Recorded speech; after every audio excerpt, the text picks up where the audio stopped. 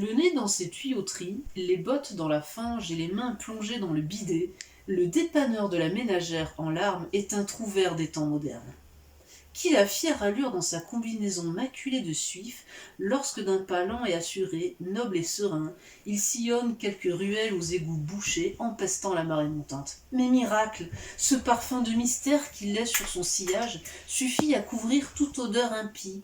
Au passage du plombier, les cœurs s'apaisent. Mais si des Dupont, trahis par leurs éviers, fécondateurs des caniveaux asséchés, libérateurs des canalisations obstruées, sauveurs des bonzariens empêtrés dans leur ignorance des systèmes d'écoulement, il va partout répandre la bonne nouvelle. C'est le plombier! En toute saison, le plombier refait la pluie et défait la sécheresse. À son côté dépasse, tel un luth fatigué mais glorieux, sa fameuse, mythique, étincelante clé de 12. En fait, une véritable lyre d'argent qui fait office de sceptre. Le plombier est un roi, le roi des lavabos récalcitrants. Maître incontesté quant aux subtilités des lois de la mécanique des fluides et de nos salles de bain, il surgit parfois de la baignoire, ruisselant et vainqueur, tel Poséidon au milieu des flots après des batailles dantesques au fond des abysses contre de fourbes adversaires. Monstres chevaux spectaculaires, flasques et malodorants qui n'ont d'autre sinistre dessein que d'empêcher le passage de l'onde pure en ce bas monde. Voilà les vils ennemis contre lesquels se bat mon plombier, ce héros. Ne serait-ce que pour cette unique raison, l'ouvrier qui patauge dans les eaux usées de ma cuisine m'inspire les transports de l'âme les plus élevés. C'est un artisan de l'onde qui, entre plancher et plafond, fait des merveilles de ses 10 doigts au lieu de chanter stérilement comme le font ces incapables de faiseurs de mots.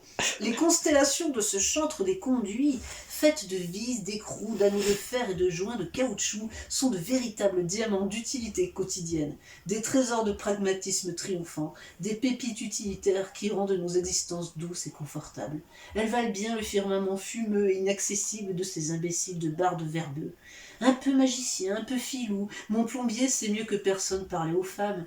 À force de savantes séductions technico-manuelles, il parvient souvent à les convaincre de le laisser sonder 2, voire 3 de leurs tuyaux pour le prix d'un seul.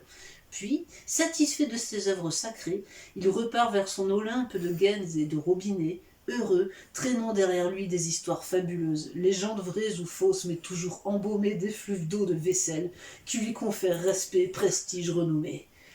Puis il s'éloigne de son pas impassible, le torse altier, l'air énigmatique, avant de disparaître, tout à fait dans la brume du soir.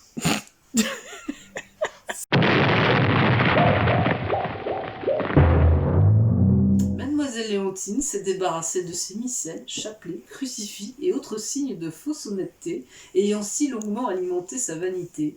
Devenue humaine par la seule vertu d'une charnelle ouverture du cœur, aujourd'hui, elle se consacre avec sincérité et vraie humilité au bien-être d'autrui, authentiquement préoccupée du sort de son prochain, aimé de tous. La meuf, c'est juste un coup de bite. Ah bah non,